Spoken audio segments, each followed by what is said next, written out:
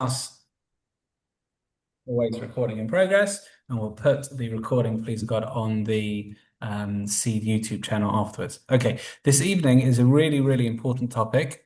It's something that is not going to be covered in one session. I think it will take us at least 4. Let's see how we go. And the question is, or the topic is, why do bad things happen to good people?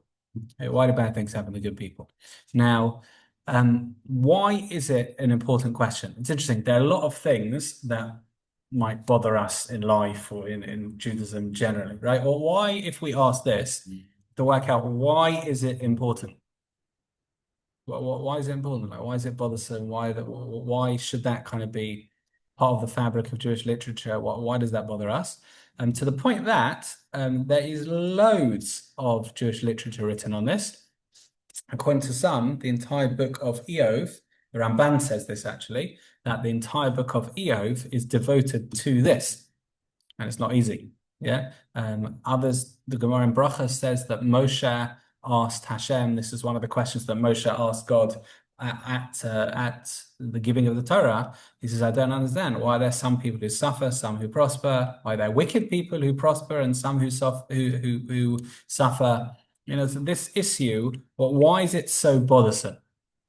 Right? Why is it that we need firstly to talk about it, but Presumably because, like, we would have thought that if you do what God says, then He's going to look after you. Like, well, therefore, if you're doing the right things, then you would think that Hashem would send, good things to you to make you do them more, or whatever it is. And I guess that's why it's particularly bothersome that you can have either good people where seeming bad stuff happens to them, and the opposite as well, where bad people who seem like they should be worthy of absolutely nothing, you can see they can make great success of themselves. good. Okay, so I'm Gideon, as always, well said. But as always, hopefully, I'm going to try and push you on that. Do you mind? Go for it. Okay, so I'm going to push you in 2 ways. Firstly, you mentioned the issue of bad people prospering, right? So Yeah. that's like on the undercard, meaning we've got our question, which is why do some good people suffer? And we've got our other question, which why do some bad people prosper? Right? Yeah. Are those 2 separate questions or 2 sides of the same coin? It feels like Do two you know what I sides of mean? the same coin. Is that just 2 iterations the same? So you're saying it's one question, just 2 examples? In other words, we Yeah, don't know how it feels God. like that to me. Yeah. Okay. So in Yeah, other words, we'd be expecting either one answer to kind of fit both, right? yeah. We I wouldn't be think I able to think that would separate make those the issues. most sense. Okay, I hear that. So let's see. Is one of them easier to answer than others? Not every answer. Is one Um, easier to answer than the other? I'm not sure I would see it. Well, I haven't heard your answers yet, but I would think they're equally difficult to answer. And Okay. I'm also in good company if you're saying Moshe Rabbeinu asked the same question. So I'm feeling confident that it's not going to be an easy one. Otherwise, I reckon he could have figured it out.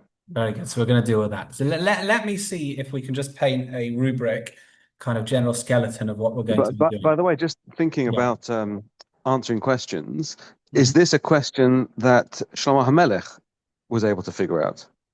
That's a good question. That's a good question. Do we have a tradition that Shlomo Melech figured this one out? Don't know.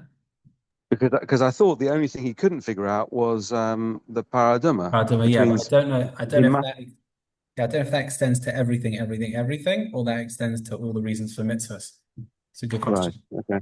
Good question. As always, good question. Okay, so let me paint a map or draw a map of what we're doing, and then let's kind of head to the various destinations on the way. So, first thing we need to do is work out the question. I don't think the question is as easy to define as we think it is. I'm actually going to split the question into 3. I'm then going to address, as part B of figuring out the question, is the righteous and wicked suffering and prospering, respectively, is that one question or 2? And is that, as we said, 2 parts of the same coin or just 2 different issues? Two sides of the same coin. That's all one, defining the question. Then I'd like to start giving pathways of answer. In others, looking at some classic sources and approaches as to, well, why is it? Why do good people sometimes get it bad, so to speak, in this world? There are 5 answers and 5 mainstream answers, and then we're going to look at the classic question, which is, if we've got these 5 beautiful answers from various books and rabbis across the years, why couldn't Moshe work that out? Yeah, meaning the lingering question is, in as much as we've got some kind of central and pivotal and ancient Jewish texts that predate all of or many of these answers, then why did they spend ages on it? Why Moshe didn't understand how to ask Hashem. So the Ramchal, who lived a few hundred years ago, he answered it, he figured it, but Moshe didn't. So we're gonna have to, clearly there are layers there that we need Do we to know whether unravel. Hashem gave him an answer? Pardon? Do we know whether Hashem gave him the So answer? the Gemara reports. It's actually a debate whether Hashem answered him or not. Interesting. So we're going to have to do all of that. We're going to have to deal with. So again, 3 phases. Number 1 is defining the question. Number 2 is working out or quoting, discussing together approaches and answers. And number 3 is, given those approaches, well, what about Moshe? Why didn't he get it? And I think that will kind of reveal a really important answer underpinning everything. Okay? Okay, so I'd like to first define the question. That's what we're going to primarily do this evening. Hopefully we'll have time to figure out some of the approaches, but define the question. All right? So part 1 of defining the question goes as follows. There are many issues, let's call them Jewish issues for our Shir's purpose, that bother us in life. There are various different philosophical questions, practical questions, inspired questions, various Jewish questions that bother us in life. Why is it that this one hits a nerve? I think it's important. I think it's a very important thing to work out. So I would say, in lack of current response, all responses welcome, there are at least 3 reasons that this question hits a nerve. Okay, 1 is philosophical, meaning Hashem. 1 is biblical, meaning Torah text. And 1, I would say, is actually Yamim Noraim, Rosh Hashanah, Yom Kippur. We'll do them one by one. Why is this issue painful? Number 1, because you'd expect God to be fair. Gideon, I didn't hear this from you before. I'd expect God to be fair. Those who are loyal to him, you'd expect that they would be paid back, with requisite loyalty, with commensurate goodness, etc. Pardon? That's what I said at the beginning. Well, that you'd expect God to. Go on. I didn't use the word fair, but that you'd expect him to reward people for doing what he says. Okay, good, fine. I thought that was what I was going to say next, but okay. If you said it, then great. We'll have to watch the recording, Gideon. We'll put it VAR back to the big screen. Be that as it may, Gideon's answer clearly was that the reason, number 1, why it's painful is because it's not how we would see a fair God. We've been talking about a God that's benevolent and kind and does, helps other people, or at least pushes us to do good and helps us do good and wants to do good for us and give us reward. That's why we're here, to earn our goodness. Well, I understand. Surely, even if the main reward is in the next world, that's true. But wouldn't God give us a little bit in this world? Wouldn't God help us a bit in this world? It's not, someone is so loyal to him and gets a divine slap in the face by, suffering and all this. Like, how does that work? That's issue number 1. It doesn't fit with our concept of God. Everyone agree with that? Good. Yeah. In my house, absence of no means yes. Or sometimes absence. In lots of places. Absence of being complained to in many places is yes. I told you I've got an aunt that works for El Al. I'm not disclosing her name, Gideon. I hope to meet her one day. She's a woman of chesed. She's the head of complaints. She deals with the complaints. Yeah, I know. You think of Lahavdil Santa's inbox. You haven't heard anything yet. Anyway, so she once got a letter from a friend that said, "Look, the flight was That must have been an email. The flight was fantastic. It took off on time. The food was great. No babies were crying. Like in a kind of utopia flight, right? Those that only exist in, airlines of dreams, dreamliners. Anyway, so she got an email, and the email kind of then continued to turn sour. And it said, look, everything was great, perfect, but you've taken away my natural Jewish right to complain because I couldn't find anything to complain about, right? Yeah, anyway, meaning there's certain things, Gideon, as you said, I guess they hit nerves. Issue number one is fairness. Issue number one again is fairness. It's not fair if someone is doing well, you expect them to be rewarded, and that issue number one. Okay, just saying, like that, lack of complaint is also agreement. So we're in agreement with issue number one. Great. Okay, it's not fair about Hashem. Issue number two is it doesn't fit with what the Torah seems to say. That is not philosophical. That's just straight biblical text. In other words, you look through the Torah, or if you don't want to do that, just the second paragraph of Shema should suffice. And it says, if you do good, you get good. I mean, we learn about why Hashem doesn't talk about rewards in terms of spiritual things. The Torah talks about reward in physical terms. We were learning that the last few weeks. But why is it that the Torah paints this picture of you do good, you'll get rewarded? Opulence and wealth and crops in their time and produce and bounty and rain and the works, peace, everything good, right? And if you do bad, then you get bad. We'd understand that. Yet, how does that fit with the lived experience for some people that there are good people, some of whom suffer, and bad people, some of whom prosper? It doesn't fit the biblical narrative. It doesn't work with the Torah. Right? Are you trying to make a distinction between this point and the one before? Because they sound quite similar. I absolutely am, because one is our philosophical impression of Hashem without any text, without any proof, just the concept of a God that's fair. Okay, and the second one, and this is the actual textual proof. This is the text, okay. Right? Now, they are one and the same in as much as our concept of God is expressed in the Torah. In other words, not the reason why, but it's not a surprise that the Torah talks about people being rewarded for good things. That fits with our concept of who God is. That's true. But I'm saying even without any exposure to Torah, you would have thought, well, God is fair, and it's not fair to punish those, or not punish, but that those who are righteous are visited with suffering. How does that work? Right. Yeah, okay. How does that work? So that's issue number two. Good? Okay. Issue number three is my favorite because no one thinks of it, if you don't mind. You ready for this? There's certain questions you can only think when they are not applicable. So I'm going to ask this question now, or this issue now. Please do not think about it in 3 months' time on Rosh Hashanah itself. Okay? The reason why this question hurts, meaning why do bad people sometimes prosper and good people sometimes suffer, is that it doesn't fit with Rosh Hashanah either. This is a classic question asked by the commentaries in the Gemara and Rosh Hashanah. Just bear with me for a second with this, yeah? You've got your 3 books. Do you remember the figurative books that are open on Rosh Hashanah? Let's call them 2. We'll whittle them down by Yom Kippur, right? You've got the book of the righteous and book of the wicked, right? Now, what's the price to pay, or what are the kind of outcomes to being in that book, or each book? What do we ask for in Rosh Hashanah? The people who are inscribed in the good book get, what's it called? The book of life.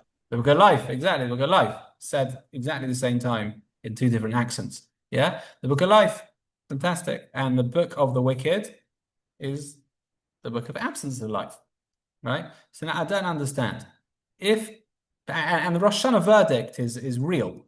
There's no like divine algorithm that sometimes goes wrong, like rewards the wrong people. It doesn't. Hashem is better than that, right? So I don't understand. You've got people who are supposed to be written in the book of life on Rosh Hashanah, which basically means they're going to have a decent year, certainly a year of life and health. That's part of what we daven for, surely, is it not, Rosh Hashanah, right? Chayim, we talk about the whole time, life, fulfilled life and wholesome life, but it starts with life. But how are they suffering in the course of the year? What happened with their Rosh Hashanah judgment? Everyone hear that? Meaning, if the person is on Rosh Hashanah judged to be righteous, that means the forecast for the year is sunny. It's going to be good. They're going to get life. They're going to get health. They're going to be okay. Yeah. So then how is it that over the course of that year they suffer? But you don't know. I mean, like, Come to their it's not judgment. like, yeah, but let's say you're judged in the book of, not the book of life, what's the other one? The The book book of of death or whatever it's called. the book of death, you can call it. Right, right, okay. So if we're going to call it the book of death, it's not like on the second or third of Tishri, you just keel over and die. I mean, maybe some do, but it could be that you're judged in that, and you get another, 17 days or 7 months, It whatever it could be. might It's be, not and that. immediate. That's true. It's not immediate, but it doesn't have to be immediate, certainly. But you'd still expect it to be true. Meaning, But then maybe you don't know which book you're in. Maybe if you're having a bad stuff happen, maybe you're in the book of death. You don't know that the fact you made it to Tishri the third, that you're in the book of life. that's true. I agree with that. But still, you've certainly got X people who are righteous, right? And X people, whoever you want to call them, I give them names. Why are they suffering in the course of the year? You're Unless talking you're about the saying, righteous people. pardon? You're saying why are these X amount of righteous people suffering during the course of the year? Yeah. Now Maybe your I'm answer, Gideon, suggesting is to that in say, the book of pardon? maybe even those people, are in the book of death. Well, how do they make it into the book of death then? I thought they were righteous. Well, I'm saying that you assume they were righteous, but the fact that something bad's happening, I'm just throwing out a suggestion, maybe means they are actually written in the book of death. Yeah, but one second, you can't play that card yet, because if you're going to say, everyone hear what Gideon said? If you're going to counter that question by saying, well, maybe those who are righteous aren't so, well, then that's all the questions answered. Meaning then Yeah, that that's goes quite a back good to answer then, isn't it? If I've pardon? got all of them done, if I've got all of them answered in one go, that's quite good. It is, but you are assuming that everyone who suffers isn't righteous, and we have to see if that's true. Yeah, Do you know what I yeah. mean? I don't like that part, Exactly. but There you go. otherwise, it's a good answer. So apart from the fact that you don't like your own answer, all the questions are answered. Exactly. Yeah. So, I have some But kids who like, go on, sorry, Justine, go on.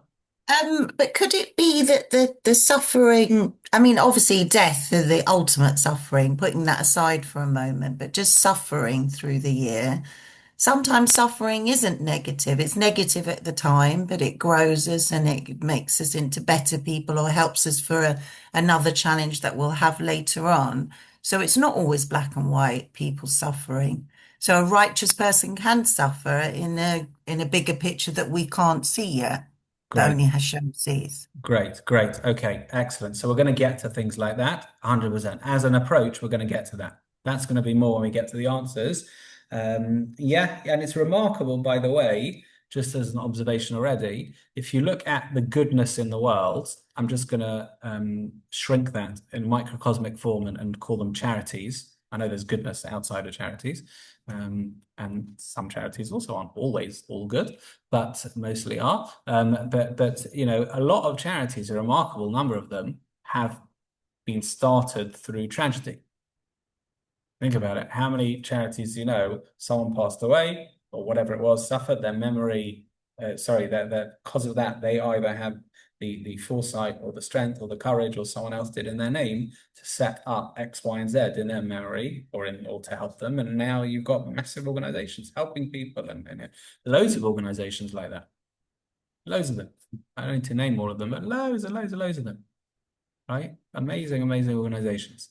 And that process, as Justine said, is mimicked internally as well. Sometimes certain resilience comes through challenge, and we're going to have to learn about that. That's going to be in the approaches we're going to see. It's going to be one of the 5, but again, we have to do that carefully and with the correct sensitivity as well. So again, issue number 1 we said is defining the question. There are 3 issues. Now, 1 is it doesn't fit with our concept of God, being fair. Number 2, it doesn't fit with the notion of Torah, meaning the Torah says you do good, you get good. Doesn't seem to fit. Number 3 is what happened to Rosh Hashanah. In other words, you're supposed to be, the way it works, Book of Life means good life, good year. How does that work if that doesn't seem to, work out? What about the righteous who did suffer? That means there was Book of Life, but how does that work? Right? I'm going to actually siphon off that question and give you a slight answer to that and not deal with it going forward. But it is worthwhile noting What they talk about in terms of Rosh Hashanah is that the judgment on Rosh Hashanah isn't as simplistic as we think. Meaning it's not just Book of Life, you get a really easy life. Like Book of Life, they say, and there are variations on this theme. Book of Life means how connected do you want to be to spirituality such that Hashem will do things that will push you to improve spiritually. Hashem will give you things that improve spiritually. So that in that context, Justine was absolutely right over here. Certain things which may be suffering in this context could be ways to boost you spiritually, whether taking away certain sins or whether, to be honest, to push a person to really achieve more. Again, depends on what it is, whether that answer can be applied, right? So in other words, the judgment of Rosh Hashanah isn't an easy life, right? It is a righteous person might be written in the book, which is ultimately for their benefit. It's just there's a hard and challenging way to get there. Okay, that's the Rosh Hashanah question. I want to get back to the general question. So again, we've defined the question. Now, the other thing I said I would do is, are the two issues, namely righteous people suffering and wicked people prospering, are they two sides of the same coin or not? Okay, so I'd like to see if I can share with you a Mishnah. Can everyone see this? Yeah, we're good. Okay. This is a Mishnah in Pirkei Avos, and it says as follows. Rabbi Yanai Omer, says Rabbi Yanai, Ein biyadeinu, excuse me. I'm not allergic to the Mishnah, don't worry. Ein biyadeinu, it's not in our hands. I mean, we cannot grasp, not physically, but in terms of thought, in terms of understanding. Lo mishilvat harishayim, we don't understand why Rishayim, wicked people, are shilva, which comes from the word shalva, which means tranquil. Shalev is tranquil. We don't understand why wicked people's life, some of them are living in tranquility. Va'af, we don't even understand Misurei HaTzadikim, why some righteous people are suffering. Right? We don't understand any of that. Clear? Yeah, okay, so we don't understand neither why wicked people prosper, nor why righteous people are suffering. Now, here's the very important thing. There's an important word in that Mishnah, which is af, meaning even. Yeah, what does that even mean? It sounds as though he's saying that the righteous question is less difficult to understand, I think. Go on. Why? Just from that va'af lo, so meaning like this one, it's clear we can't understand why the wicked prosper. That's clear. Good. And even difficult to understand why righteous suffer. No, yes, exactly. Meaning the righteous suffering would have been easier to understand, right? It feels like it from that wording, but that makes me think he thinks it's two separate questions. Very good. Excellent. That's exactly what one of the commentaries on Eov says, the Tochachos Chaim. Amazing thing. He says like this. He says, again, careful in the Mishnah. The Mishnah says, not only do we not understand, there's a couple of negatives here which make it tricky. Not only do we not understand why righteous people suffer, why wicked people prosper. Let's do that in full sentence. Not only do we not understand why wicked people prosper, we don't even understand why righteous people suffer. Meaning that it would have been easier to understand why righteous people suffer. We're good with that? Okay, now why would that be? Let's go a step further. In other words, it sounds like these are actually gradiented or graded, meaning you've got your wicked people who are, some of them are living tranquil lives, some of them, and that we don't understand, right? And we can accept that we don't understand. But we don't even understand why wicked people suffer, which we would have kind of had a bit of a grasp on. Why is that? What's the difference? Why righteous people suffer, right? Why is that? So I'm going to introduce... Maybe the difference is go on. That the expectation is that the suffering for the righteous people will allow them to course correct and either become even more righteous or something. So because they're sensitive to it. Good. Okay, great. So we're going to do 5 approaches next week. Even we're going to end on a bit of insensitive note because we've only got a couple of minutes. I'm going to give you the answer to this. Then, well, not next week, 2 weeks' time, we're going to look at the 5 approaches from purification. Got it on the screen too, for the greater good, as Justine said.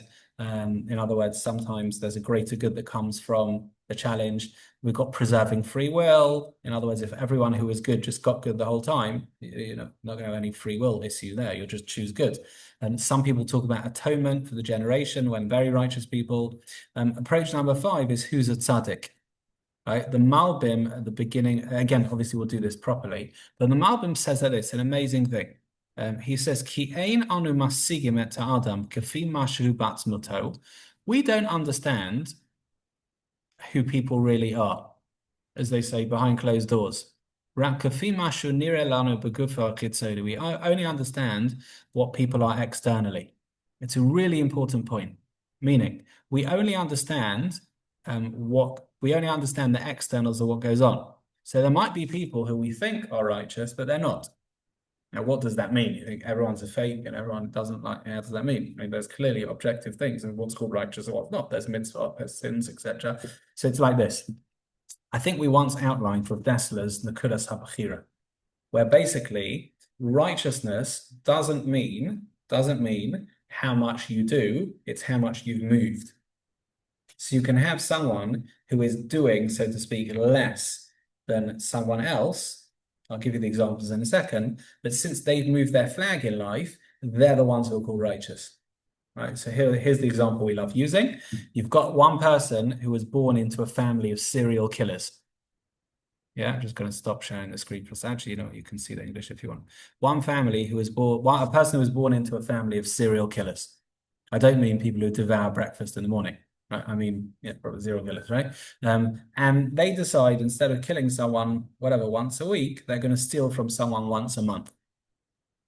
And they're going to do one chesed, help an old lady across the street every now and again, right? That's person A. Person B was born into a family of philanthropists and decided, I'm hoarding the money for myself, but I'll give just so it shouldn't be embarrassing. I'm going to give a tiny bit. Give a tiny bit. Yeah. Which person would you rather have as your neighbor? Person A or person B? I think most of us would like person B as the neighbor, right? Which person is more righteous? Person A. In other words, person A has moved their flag.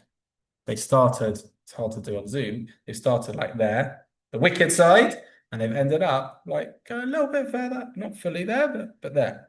Right, whereas the righteous person has started there and moved a little bit down. I'm not measuring their progress in terms of giving, but in terms of where they want to be. Right?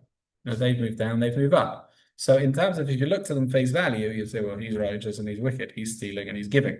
Not so true. That fellow or woman has moved their flag. Right? That one has moved their flag down.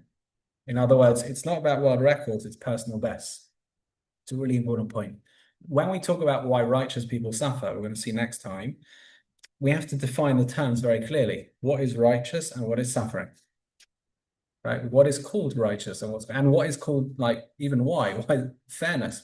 Where do we get that from? What's that notion? Is it this world? Is it the next world? We have to deal with all of that. But baseline number 1, we have to work out who is called righteous and who is called wicked, because otherwise we'll be looking at it through our lenses, but that isn't necessarily going to reflect the Torah lens, and therefore our approach is going to be kind of a little skewed in terms of what we think is apparently righteousness, but it may not be in actuality. Does that make sense? Yeah, okay. So again, please God, next week, unfortunately there won't be a share. We're going to carry this on properly. We left on a major cliffhanger and carry it on properly, please God, in 2 weeks' time on Wednesday then. Good, everyone?